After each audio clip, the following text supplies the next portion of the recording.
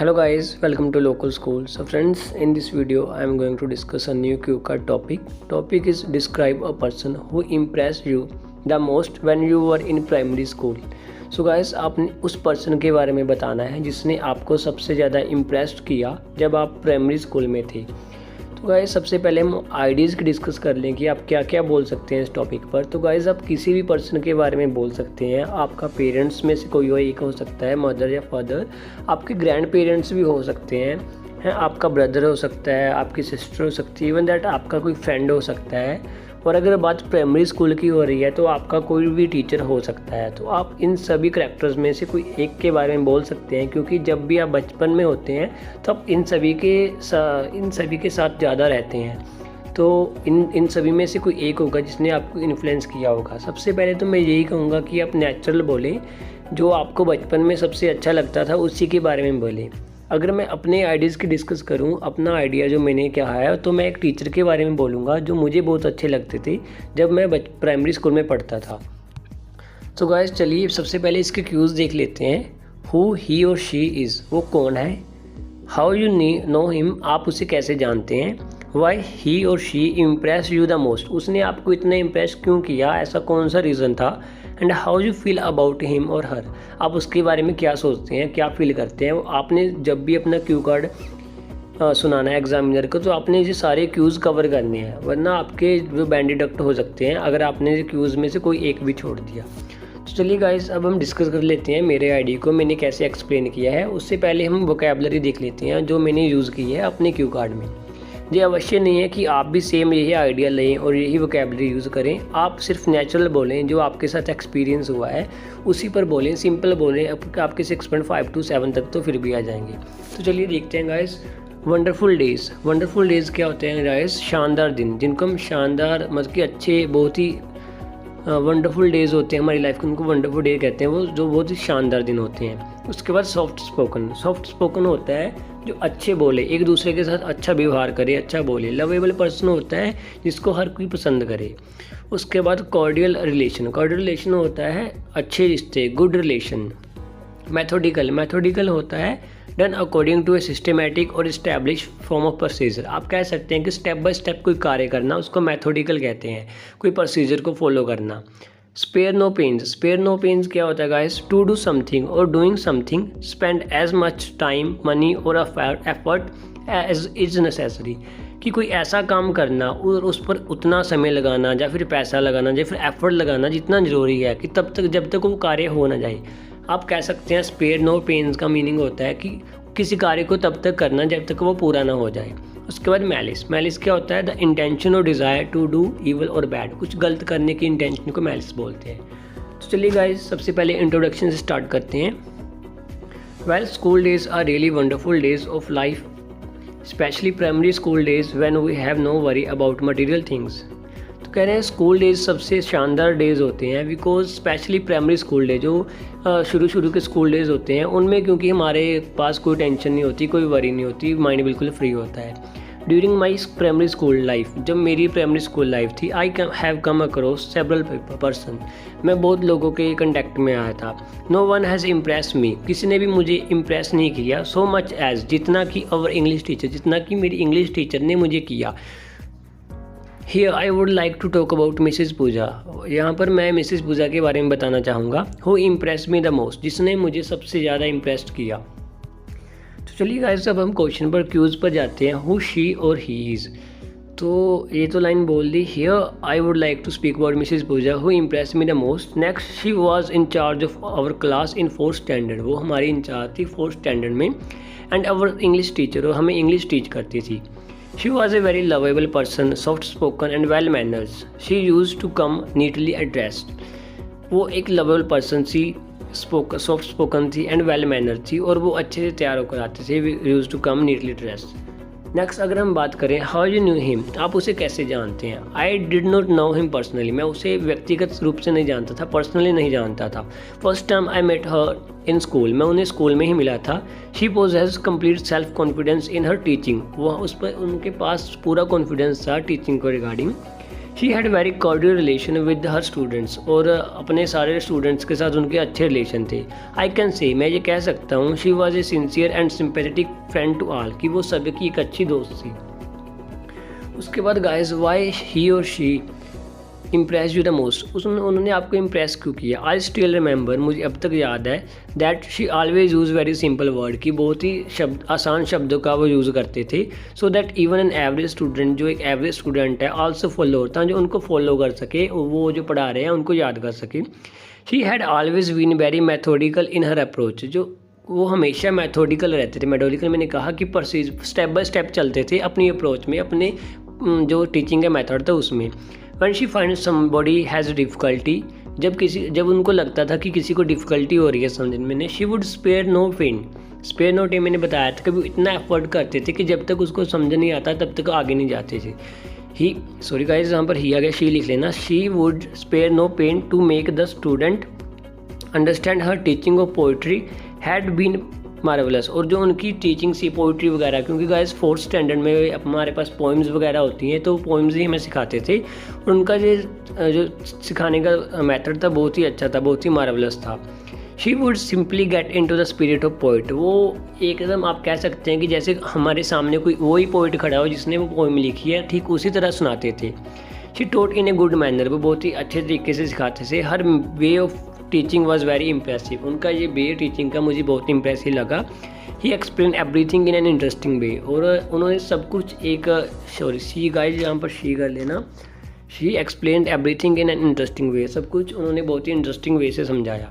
तो गाइस, ये रीज़न है कि मैं उनसे इतना इम्प्रेस क्यों था, क्योंकि मेन रीज़न उनका वे ऑफ टीचिंग था, हर एक स्टूडेंट को समझा जाता था। मैंने ये एक्सप्लेन किया है। उसके बाद guys, how you feel about him और हर, आप उनके बारे में क्या सोचते हैं। आई रियली लाइक और miss our English teacher still no, मैं अब भी उनको याद करता हूँ और उनको मिस करता हूँ। Just because of her lovely character and way of teach, just because of उनके प्यारे करेक्टर की वजह से और उनकी टीचिंग के मेथड की वजह से। She leave the permanent stamp of her personality on me, उन्होंने अपनी एक परमानेंट स्टैम्प, मतलब कि एक याद मेरे दिमाग पर बिठाई हुई है, मुझ पर छोड़ी हुई है। वन ग्रेट क्वालिटी इन हर, उनके पास एक और क्वालिटी थी, इज़ दैट वो जैसे ही never bear malice toward anybody, वो कभी भी किसी का बुरा नहीं करते थे, कभी भी किसी के लिए बुरा नहीं सोचते थे। She is a model for all teachers and student, वो आज भी सभी टीचर्स के लिए और स्टूडेंट्स के लिए मॉडल हैं। I am proud of her, मुझे उन पर मान है, गर्व है। मे शी लीव लॉन्ग, और मैं उम्मीद करता हूँ कि वो लंबी उम्र जिए। तो गाइस, ये मेरी स्टोरी थी, आप भी ऐसे ही स्टोरी क्रिएट कर सकते हैं। मैं गाइस आपको ये नहीं कहूँगा कि बिल्कुल यही क्रैमिंग कर लेना, अपना आइडिया, मतलब कि अपना आइडियाज़ को सुनाएं। अगर अपना प्रिपेयर कर सकते हैं तो बहुत अच्छी बात है, लेकिन आपके पास ये तो है ही। तो गाइस, इस वीडियो में इतना ही था। होप आपको ये वीडियो अच्छी लगी होगी। Thanks for watching this video.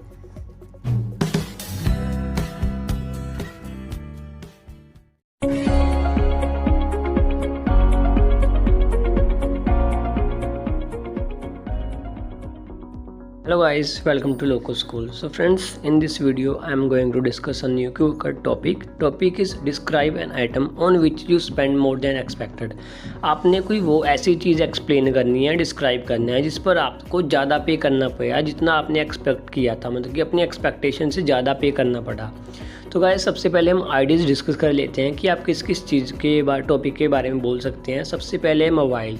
अब मोबाइल के बारे में बोल सकते हैं कि मैंने बाय करना था, लेकिन उसकी जो कॉस्ट थी जब लेने गया तो बढ़ चुकी थी, तो इसीलिए मुझे वो मेरी एक्सपेक्टेशन से ज़्यादा पे करना पड़ा। और मैकबुक गाइस, लैपटॉप, जो एप्पल का लैपटॉप होता है उसको मैकबुक कहते हैं। तो गाइस, मैकबुक मैंने इसमें इसलिए इंक्लूड की है क्योंकि जो मेरी स्टोरी है वो मैकबुक पर है। पिछले लास्ट मंथ ही मेरे फ्रेंड ने मैकबुक खरीदी है, तो मैं वो एक्सपीरियंस आपके साथ शेयर करूँगा। और हमने भी अपनी एक्सपेक्टेशन से ज़्यादा पे करना पड़ा मैकबुक के लिए, तो मेरा तो रियल लाइफ एक्सपीरियंस है। तो ये सारा क्यू कार्ड मैंने खुद ही प्रिपेयर किया है। तो अगर आपका कोई रियल लाइफ एक्सपीरियंस है तो आपने वो तैयार करना है गाइस, आपने यही कॉपी नहीं करना है। आप स्टाइल देख सकते हैं, वैसे तो आपने नेचुरल रहना है, कोई आपने ज़्यादा हाई लेवल वोकैब नहीं यूज़ करनी, सिंपल नेचुरल बोलना है, ताकि जो एग्जामिनर को लगे कि ठीक है आप रियलिटी बता रहे हो जो भी आपके साथ हुआ। क्योंकि गाइस, स्पीकिंग वही है, अगर आप अपने थॉट एग्जामिनर के सामने एक्सप्रेस कर सकते हैं, उसी को स्पीकिंग कहते हैं। तो उसके बाद शूज़ वगैरह पर बोल सकते हैं, वॉचेस वगैरह पर बोल सकते हैं, ये आप पर डिपेंड करता है। आप कोई भी आइटम पर बोल सकते हो जो आपको कॉस्टली पड़ी हो एक्सपेक्टेशन से। तो चलिए गाइस, सबसे पहले इसके क्यूज़ देख लेते हैं और क्यू कार्ड को पढ़ लेते हैं। Describe an item on which you spend more than expected. What it is, वो क्या है। How much did you spend, आपने कितना स्पेंड किया। वाई यू बाउट इट, आपने उसको क्यों बाय किया। And explain why you think you spend more then, और एक्सप्लेन करें कि आप क्यों सोचते हैं आपने एक्सपेक्टेशन से ज़्यादा पे कर दिया। तो चलिए गाइस, स्टार्ट करते हैं क्यू कार्ड की इंट्रोडक्शन से। Well, I do search a lot on internet and get idea about the price और cost of item whenever I make my mind to buy something. कि मैं बहुत सर्च करता हूँ इंटरनेट पर और एकदम आइडिया लगा लेता हूँ कि इसका इतना प्राइस होएगा अगर मैं मार्केट से लेकर आऊँगा। जब भी मेरा कोई चीज़ खरीदनी हो, जब भी मेरा मन बनता है, मेक माई माइंड मतलब भी अपना इरादा डिसाइड करना कि मैं ये चीज़ खरीदूँगा। Okay guys, this happen very rarely, ये बहुत कम होता है। When I have to spend more than expectation, ये बहुत कम होता है कि जब मुझे अपनी एक्सपेक्टेशन से ज़्यादा पे करना पड़ता है या ज़्यादा स्पेंड करना पड़ता है। हाउएवर बट, हालांकि here I would like to share an experience, पर यहाँ पर मैं एक एक्सपीरियंस शेयर करना चाहूँगा। When I had to spend more than expected, जब मैंने मेरी एक्सपेक्टेशन से ज़्यादा स्पेंड किया। तो ये तो गाइस इंट्रोडक्शन थी, आप ये इंट्रोडक्शन लिख सकते हैं। आपका जो कोई भी आप आइटम चूज़ करते हैं, लेकिन इंट्रोडक्शन से सभी में चल जाएगी। तो चलिए गाइस, अब करते हैं व्हाट इट इज़, ये क्या है, इसका आंसर दे रहे हैं हम। Last month I decide to buy MacBook, पिछले मंथ मैंने डिसाइड किया कि मैं मैकबुक खरीदूंगा। एज आई सेड, जैसा कि मैंने कहा, आई सर्च अलॉट, कि मैं बहुत सर्च करता हूँ बिफोर बाय, खरीदने से पहले। दिस टाइम आल्सो, इस समय भी मैंने बहुत रिसर्च की। आई चेकड मैकबुक, मैंने मैकबुक को चेक किया on different e commerce site. E commerce site guys होती है जो हमारी फ्लिपकार्ट, अमेजोन है, जैसी भी जहाँ पर आप ऑनलाइन कुछ बाय कर सकते हैं, तो हम उनको ई कमर्स साइट कहते हैं। तो डिफरेंट ई कमर्स साइट से मैंने, जैसे कि फ्लिपकार्ट, अमेजोन, एप्पल स्टोर, इन सब पर सर्च किया। After comparing price from various E platform, price को कंपेयर करने के बाद आई कंक्लूड, मैं इस रिजल्ट पर आया दैट इट कॉस्ट मी 78,000, कि मुझे जो मैकबुक है वो 78,000 की पड़ेगी, including student discount and debit card discount. मैंने इसमें दोनों इंक्लूड कर लिए थे, student discount and debit card discount. उसके बाद guys, how much did you spend on, उसके बाद इसका आंसर देना है कि आपने कितना स्पेंड किया। तो सीखिए, what when I visited Apple store, पर जब मैंने एप्पल स्टोर को विजिटेड किया, गया मैं वहाँ पर, I was shock to hear the price of MacBook, मैं हैरान रह गया मैकबुक का प्राइस सुन के। सेलर टोल्ड मी, सेलर ने मुझे बताया that MacBook air 2020 cost you around 84,000, तो आपको जो मैकबुक है 84,000 की पड़ेगी। आई आर्ग्यू विद हिम, मैंने उससे बहस की। एंड टॉक टू मैनेजर, और मैनेजर से बात की, मैनेजर से बोला। When you guys, there is some mistake, like then when you had, manager told me, when you had checked online, जब आपने manager told me, यहाँ पर आप ऐड कर लेना manager told me, when you, then manager told me when you had checked online, जब आपने online check किया था, there would have 6% car discount as an independence day offer, की जब आपने चेक किया था तो 6% जो 6% डिस्काउंट था एज ए इंडिपेंडेंस ऑफर था तब। And that offer was only till 15 अगस्त, और ये ऑफर 15 अगस्त तक था। बट अब क्या हुआ, इट गोट एक्सपायर, ये एक्सपायर हो चुका है। So now you can't assess 6% extra discount, तो आप अब 6% एक्स्ट्रा डिस्काउंट नहीं पे कर सकते। तो गाइज, मैंने कहा कि मैंने आपको स्टार्टिंग से कहा कि मैंने जो 78 कैलकुलेट किया था वो इंक्लूड कार डिस्काउंट था, लेकिन जब मैं शॉप पर पहुंचा तो वहाँ पर कार डिस्काउंट का जो ऑफर था वो एक्सपायर हो चुका था, जो मैनेजर ने मुझे बताया। तो मुझे 84,000 के करीब पे करना पड़ा। उसके बाद वाई यू बाउट इट, आपने क्यों खरीदा। There was only one last piece as stock was limited, क्योंकि वहाँ पर एक ही स्टॉक था। एक स्टॉक क्यों था, क्योंकि जो एप्पल के जो प्रोडक्ट होते हैं उनका स्टॉक बहुत लिमिटेड था तब। सो आई हैड टू पे 84,000 टू बाई इट, तो इसलिए मैंने 84,000 को पे करना पड़ा। अपार्ट फ्रॉम लिमिटेड स्टॉक के अलावा मेरे पास एक दूसरा भी रीज़न था guys.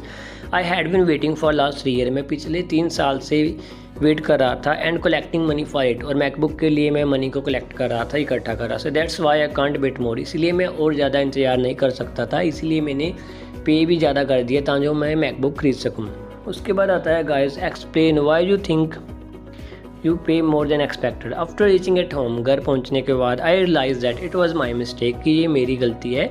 I had to read offer description in detail, कि मुझे ऑफर को डिटेल में पढ़ना चाहिए था। जस्ट बिकॉज ऑफ मिसअंडरस्टैंडिंग के कारण आई हैड टू पे 6,000 एक्स्ट्रा, मुझे 6,000 एक्स्ट्रा पे करना पड़ा। So ma'am MacBook air is that item on which I spend more than expected. तो जो भी मैम या सर वहाँ पर होगा आपके सामने, वहाँ पर आप एक्सप्लेन कर सकते हो कि मैकबुक एक ऐसा प्रोडक्ट था उस पर जैसे मैंने मोर देन एक्सपेक्टेड मुझे स्पेंड करना पड़ा। तो गाइस ये मेरी स्टोरी थी।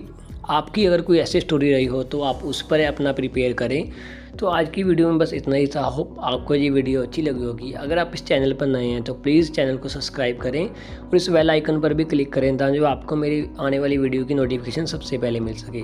तो guys, thanks for watching this video.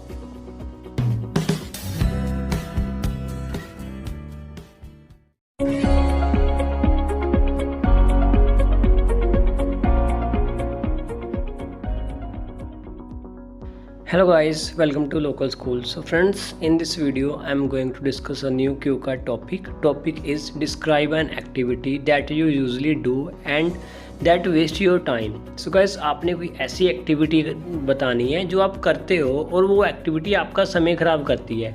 कैसी कौन सी एक्टिविटी है जो आप आमतौर पर करते हो, नॉर्मली करते हो और साथ ही वो एक्टिविटी आपका समय ख़राब करती है। तो देखिए गाइस, पहले मैं बता देता हूँ कि आप कौन कौन से टॉपिक पर बोल सकते हैं। गाइस, आप सभी को पता है, आप सभी सोशल मीडिया का यूज़ करते हैं और सोशल मीडिया की बात करें तो आप एक मेन टॉपिक भी बना सकते हैं कि सोशल मीडिया जब मैं यूज़ करता हूँ तो वो एक ऐसी एक्टिविटी है जब मैं उसको यूज़ करता हूँ वो मेरा टाइम ख़राब कर देती है। साथ ही मैं उसको डेली करता हूँ क्योंकि वो एक ऐसी एक्टिविटी है जो आपको शायद हो सकता है कि आपको कुछ बेनिफिट दे, लेकिन ज़्यादातर वो हम सभी को उसके डिसएडवांटेज ज़्यादा हैं। तो मैंने जो कलेक्शंस ऑफ आइडियाज़ लिखे हैं आप यूट्यूब शॉर्ट्स पर बोल सकते हैं क्योंकि जो यूट्यूब पर ज़्यादातर शॉर्ट्स होती हैं वो एज ए टिकटॉक वीडियोस होती हैं और वो इतनी इन्फॉर्मेटिव नहीं होती लेकिन फ़नी ज़रूर होती है। और जब हम उनको देखने लग जाते हैं तो हमारा एक एक दो दो घंटा ऐसे ही निकल जाता है, हमें पता भी नहीं लगता कि कब समय चला गया। तो इंस्टाग्राम शॉर्ट्स पर आप बना सकते हैं अगर आप बनाना चाहें तो इस आइडिया पर आप अपना जो क्यू कार्ड है उसको प्रिपेयर कर सकते हैं। सेकंड जो बात करें वो आती हैं इंस्टाग्राम रील्स।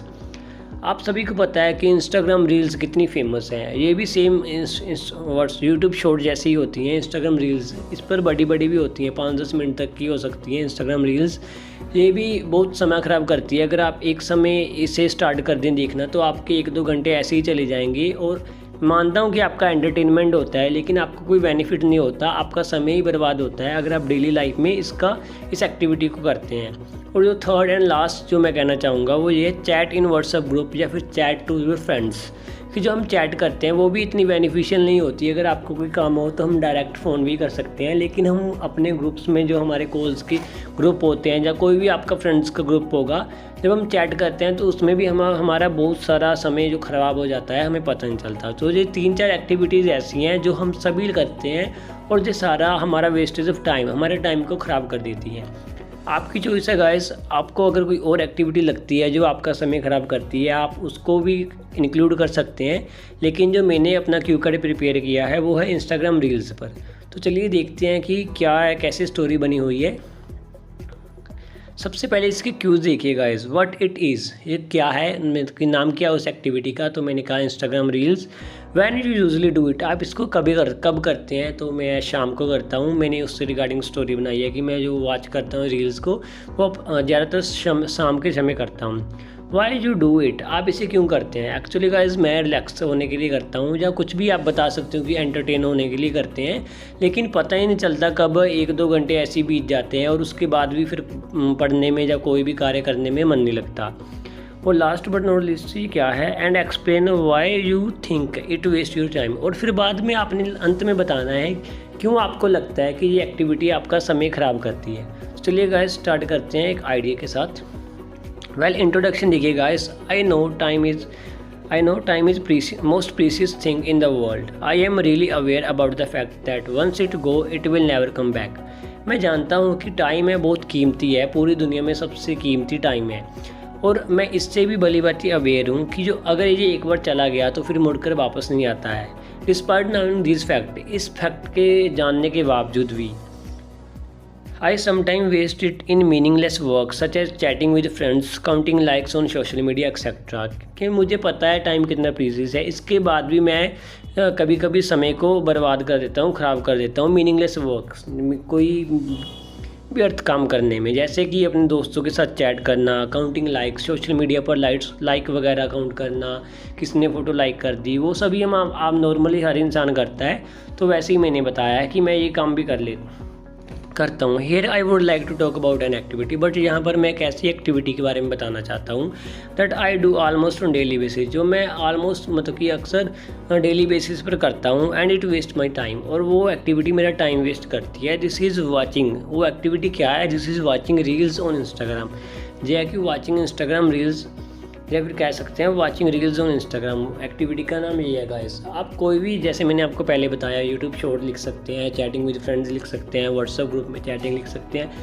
तो आप कुछ भी लिख सकते हैं जो एक्टिविटी आपका समय ख़राब करे, वो आप लिख सकते हैं और उसको एक्सप्लेन कर सकते हैं। गाइस आप कहेंगे कि दोस्त बहुत ही सिंपल है। गाइस तो आपने ये ध्यान रखना है कि आपको फालतू की वोकैब नहीं ऐड करनी। अगर आपके पास नहीं है तो बस आपने इतना एक्सप्लेन कर देना है कि जो आपके थॉट्स हैं बस आप उनको इंग्लिश में एक्सप्रेस कर पाएँ। अगर आप इतने एबल हैं कि अपने थॉट्स को इंग्लिश में एक्सप्रेस कर सकते हैं तो गाइस आपके 6.5 और 7 तक भी आ सकते हैं।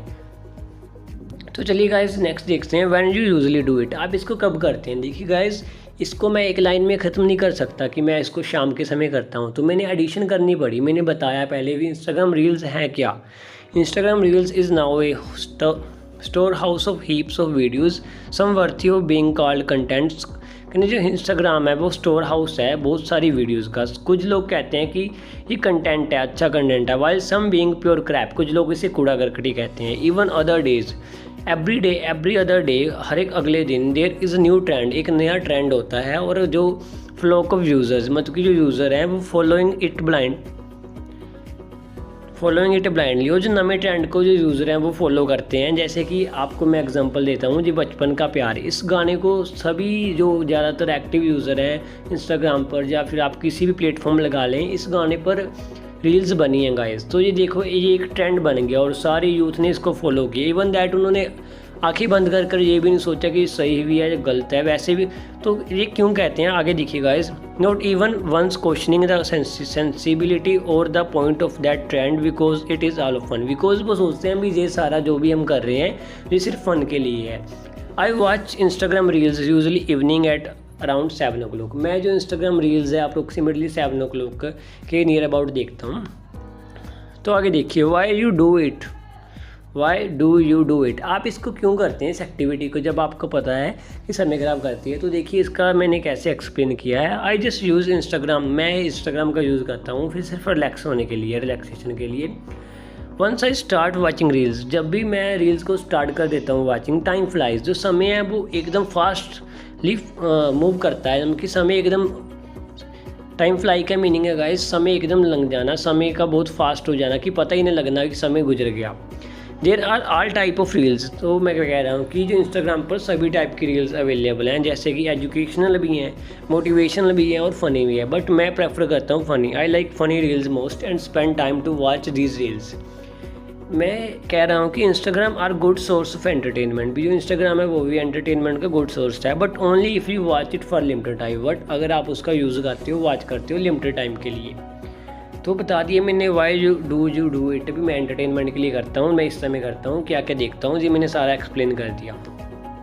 And explain why you think it waste your time. अब बताना है कि आप क्यों सोचते हैं कि ये एक्टिविटी आपका समय ख़राब करती है। तो चलिए गाइज, आई एक्सेप्ट इट, मैं ये स्वीकार करता हूँ। I accept guys, I accept आना चाहिए। I accept it, this feature of Instagram is really helpful for those. की जो फीचर है रील्स का इंस्टाग्राम में वो बहुत हेल्पफुल है। हु आर इन डिप्रेशन, जो डिप्रेशन में है या फिर अलोन है अपने घर पे, जिनका कोई ज़्यादा मित्र नहीं है या फिर इंट्रोवर्ट है, किसी के साथ बात करना पसंद नहीं करते, वो अपना समय अच्छे से हंसकर बिता सकते हैं अगर वो इंस्टाग्राम रील्स के पर टाइम व्यतीत करते हैं। But once you become addicted of this, but एक बार अगर आप इसके एडिक्टेड बन गए, इसकी एडिक्शन होगी आपको, इट स्टार्ट टू शो रेप्रिकॉशन। तो ये आपको रेप्रिकॉशन दिखाने शुरू कर देगी, रेप्रिकॉशन में बैड रिजल्ट दिखाने शुरू कर देगी। Children begin to lose interest in study, जो बच्चे हैं उनका इंटरेस्ट स्टडी से कम हो जाएगा। एंड लैक ऑफ कंसंट्रेशन, और उनकी जो कंसंट्रेशन की पावर है वो भी कम हो जाएगी। मोर ओवर, इसके अलावा adult start showing low productivity at work. जो अडल्ट है वो भी वर्क की प्रोडक्टिविटी को कम कर देंगे अगर वो इसके एडिक्टेड हो गए। Same thing happen with me, यही सेम प्रोसीजर मेरे साथ होता है। After watching reels for 2 or 3 और 2 या 3 घंटे के बाद जब मुझे पता चलता है इतना समय खराब हो गया, जब मैं रील्स को बंद करता हूँ उसके बाद मेरा किसी कार्य में मन नहीं करता, कंसंट्रेशन नहीं होती। मैंने यही लिखा है, I can't concentrate on my study, that's why. इसीलिए मुझे लगता है कि ये एक्टिविटी है वो मेरा समय ख़राब करती है। पहले तो 2-3 घंटे, जैसे मैं बताऊँ, पहले तो मैं इसको चलाता हूँ, उसके बाद भी मेरा कोई कार्य करने में मन नहीं लगता। मेरा ऐसा ही करता था कि इसी को देखे चलें। तो ये एक ऐसी एक्टिविटी है जो मैं ना चाहते हुए भी मुझे हो जाती है। जैसे आपको एडिक्शन हो जाए तो आप सभी भी जैसे चैट वगैरह अगर करने लग जाएँ तो वो भी बहुत लंबी चली जाती है। तो आपने इतना ही नहीं छोड़ना है, उसके बाद आपने एग्जामिनर को सिर्फ बता देना है कि मैं इस एक्टिविटीज़ के से उभरने की कोशिश कर रहा हूँ। जैसा कि मैंने आगे लिखा, I am trying to get rid of it, भी मैं कोशिश कर रहा हूँ कि मैं इसको छोड़ दूँ क्योंकि ये एक बैड हैबिट लगती है मुझे। सुन आई अचीव इट, और मैं इसको अचीव कर लूँगा, इससे छुटकारा पा लूँगा। And will start to use my time, और मैं अपना टाइम है अच्छे कामों में, अच्छी हैबिटों में लगाऊँगा। तो गाइज़ ये तो मेरी स्टोरी थी। होप आपको ये आइडिया अच्छा लगा होगा। आप अपनी स्टोरी खुद क्रिएट करिए, क्रैमिंग मत कीजिए। बस आप आइडियाज़ और देख सकते हैं कि कैसे कनेक्ट किया जाता है वर्ड्स को। जो भी क्यूज़ दिए जाते हैं उन क्यूज़ को अच्छी से कवर कीजिए, तो बस आपके 2 मिनट तो इजीली कवर हो जाएंगे। तो गाइज़ इस वीडियो में इतना ही था। होप आपको ये वीडियो अच्छी लगी होगी। Thanks for watching this video.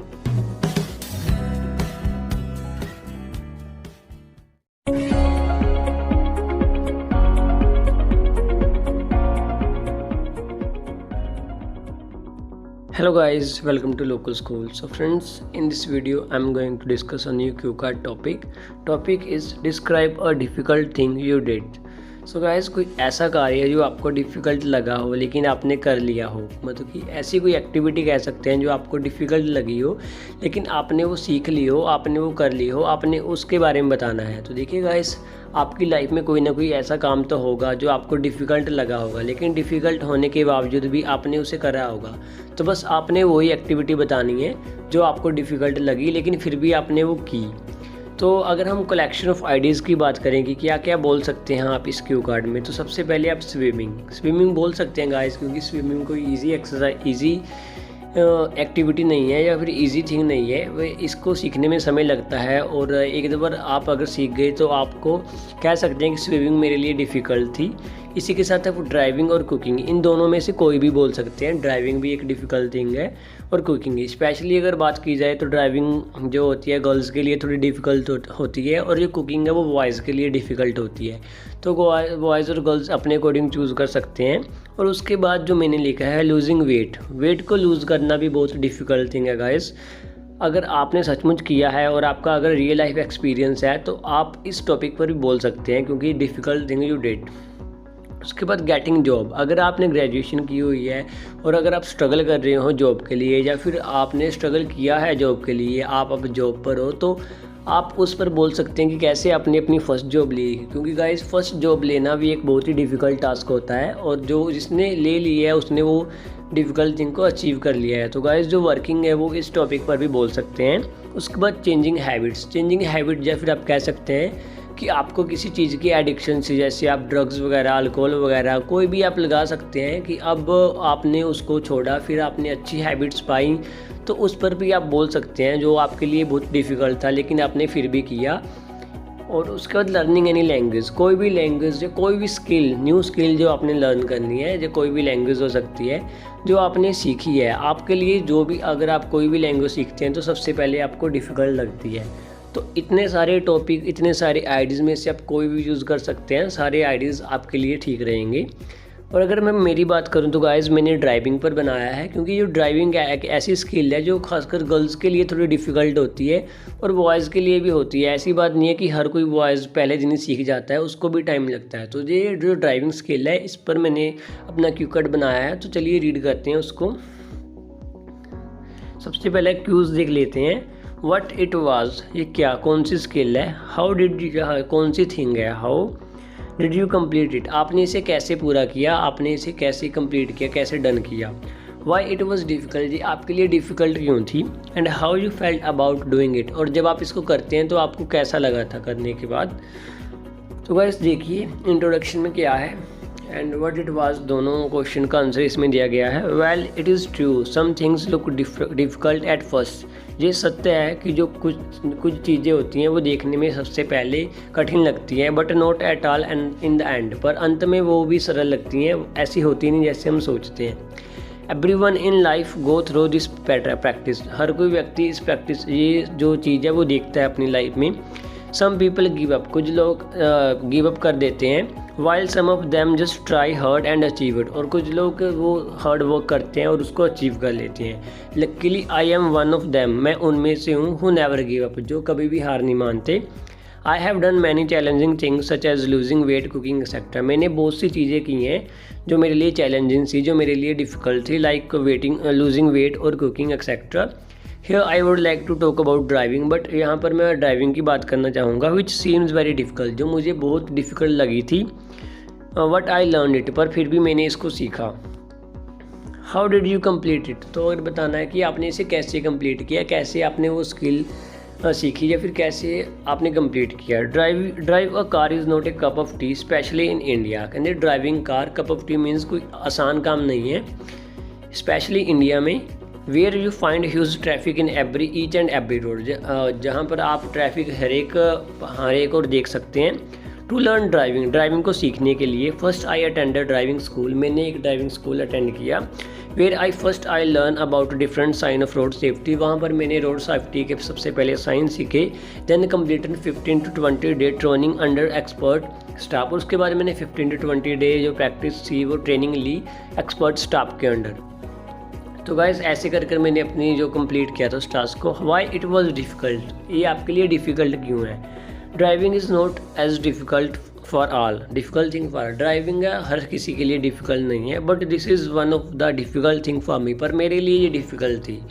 First 5 day of training, कहने जो ट्रेनिंग के फर्स्ट 5 डे से I was not able to balance steering of car, जो कार का स्टेयरिंग होता है उसको मैं बैलेंस भी नहीं कर पा रहा था फर्स्ट 5 डे।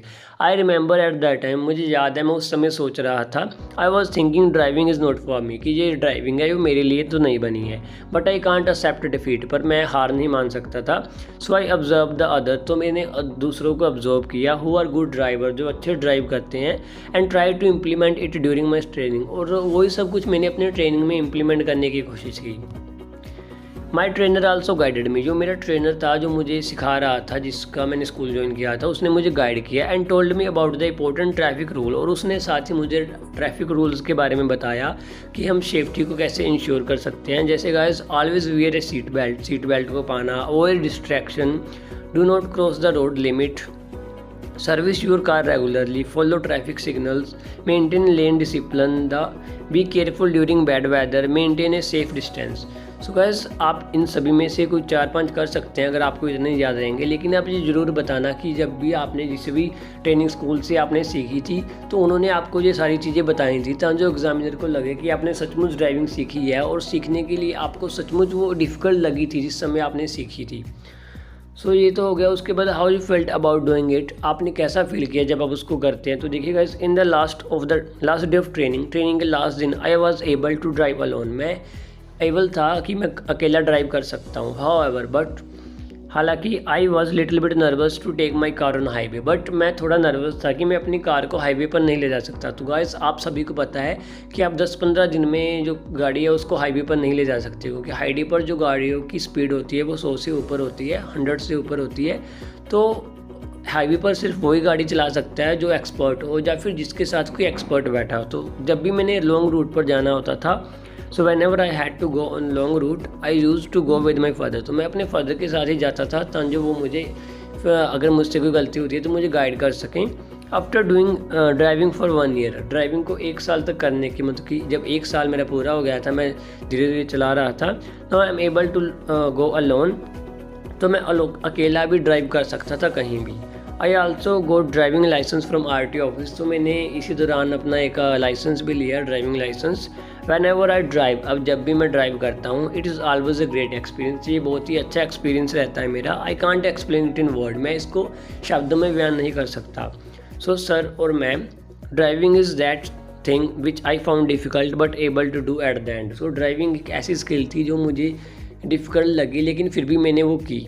तो गाइस ये मेरी स्टोरी थी। आप अपने हिसाब से अपनी स्टोरी क्रिएट कर सकते हैं। जो थिंग्स आपको डिफ़िकल्ट लगी थी और लेकिन बाद में आपने जब वो एक बार कर ली तो आपको इजी लगी, या फिर आपने उसके किया डिफ़िकल्ट होने के बावजूद भी आपने स्किल को किया, क्योंकि ये आपके लिए इंपॉर्टेंट थी। आप ऐसे कर कर भी अपनी स्टोरी बना सकते हैं। कोई भी स्किल उठा लेना गाइस, कुकिंग, ड्राइविंग, जो मैंने आपको स्टार्टिंग में आइडियाज़ दे सारी ठीक है आपके लिए। तो यही था गाइस इस वीडियो में। होप आपको ये वीडियो अच्छी लगी होगी। Thanks for watching this video.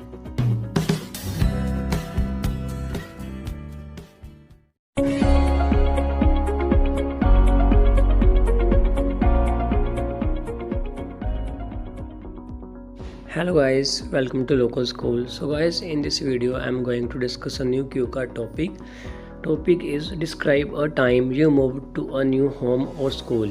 So guys, आपने उस समय को डिस्क्राइब करना है जब आप मूव हुए किसी नए स्कूल में या फिर किसी नए होम में, तो आपने उसको अच्छी तरह से एक्सप्लेन करना है। तो गाइस सबसे पहले हम आइडियाज़ को डिस्कस कर लेते हैं कि क्या क्या आप इस क्यू कार्ड पर बोल सकते हैं।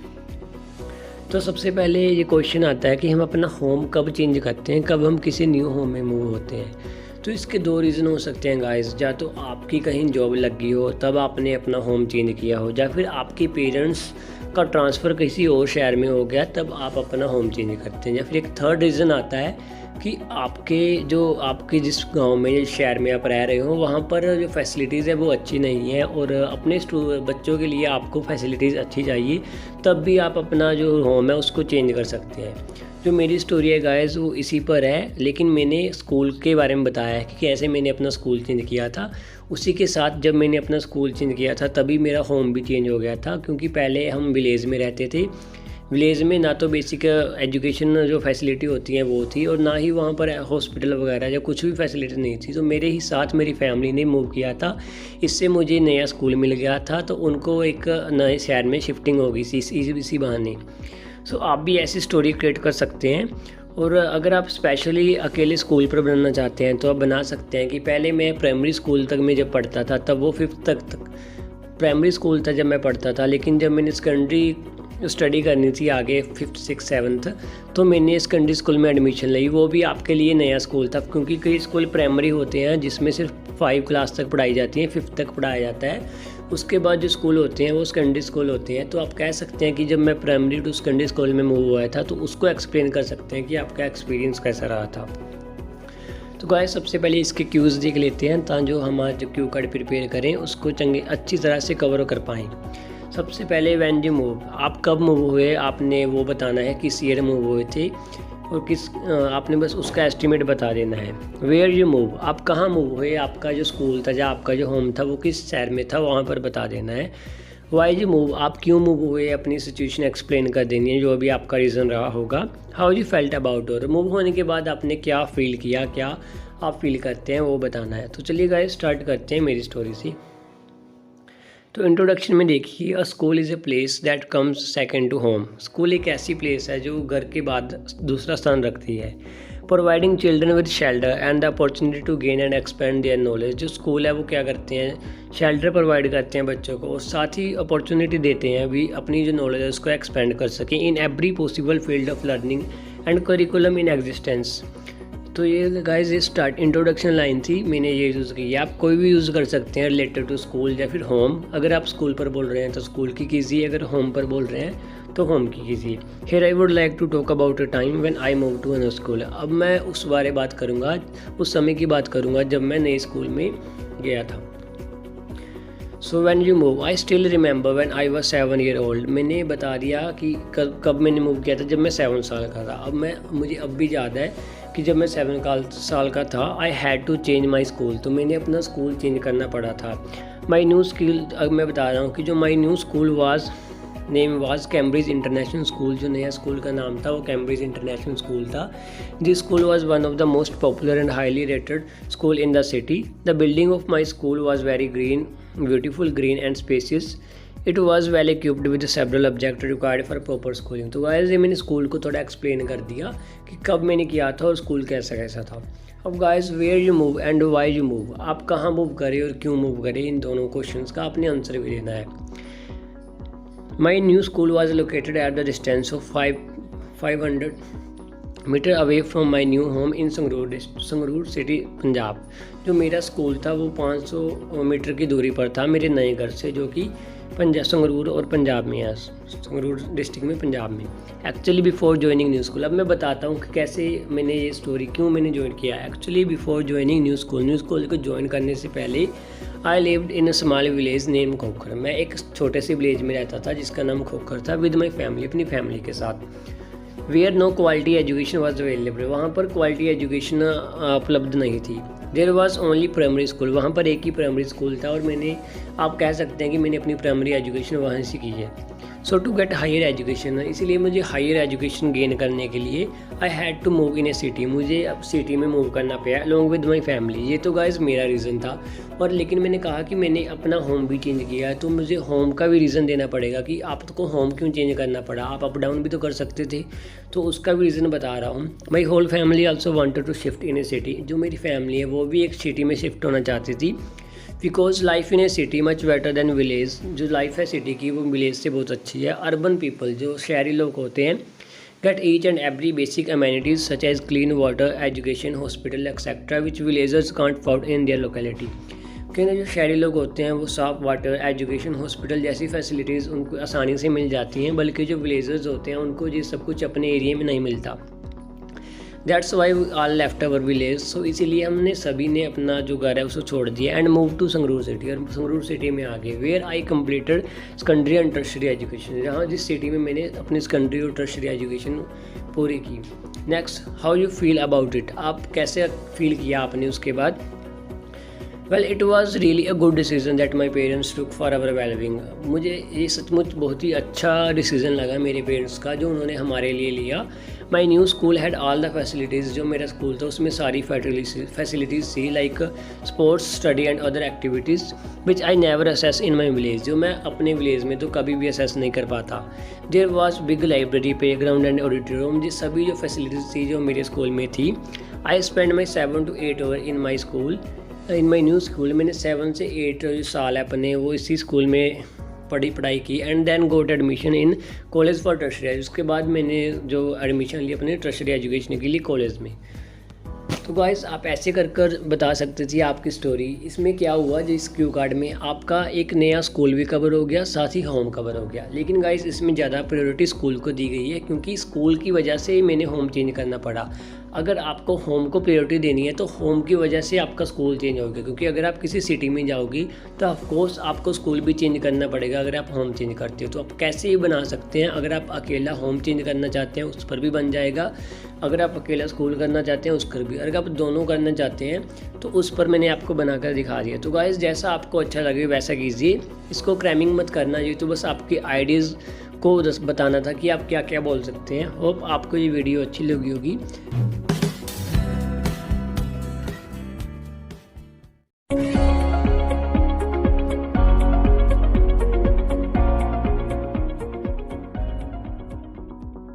Hello guys, welcome to local school. So friends, in this video I am going to discuss a new QCard topic. Topic is describe a time when you felt proud of a family member.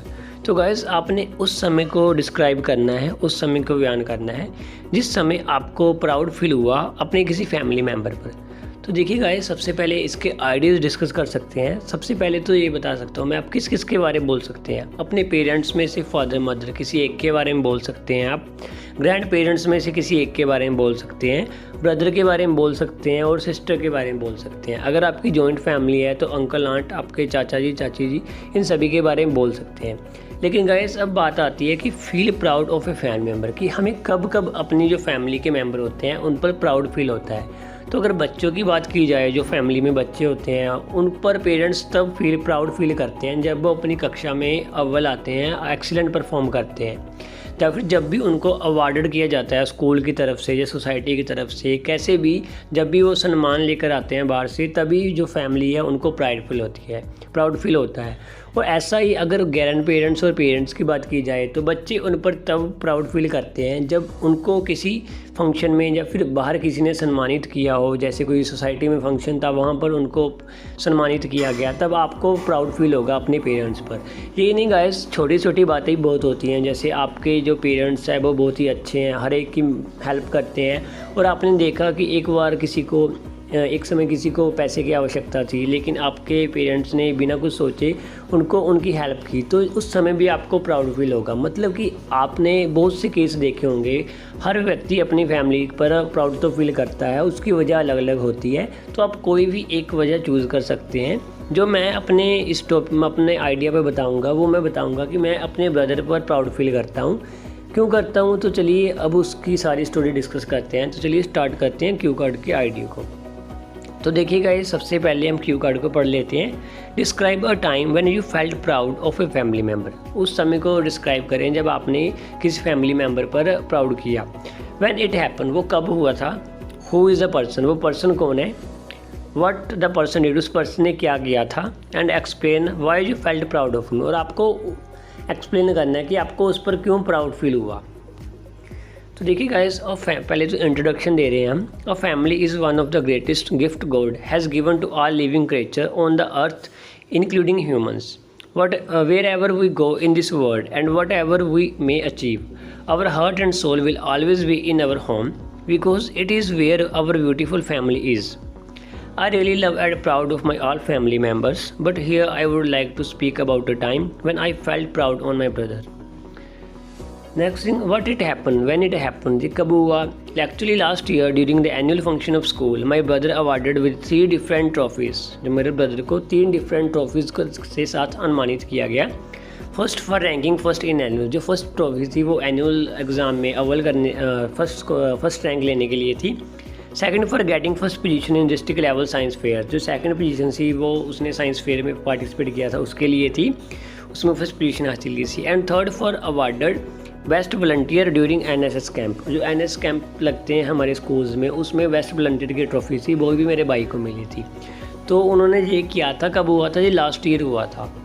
तो मैंने इस question का भी answer दे दिया, जेवी queues पूरा हो गया। नेक्स्ट देखिए गाइस, उसके बाद आता है next, who is this person. तो अब बता देना कि आपके उस जो ब्रदर के बारे में बात करें उसका नाम क्या है, कैसा है वो। तो he is my brother, his name is Dipendra Joshi. He is a science student, we are very close to each other.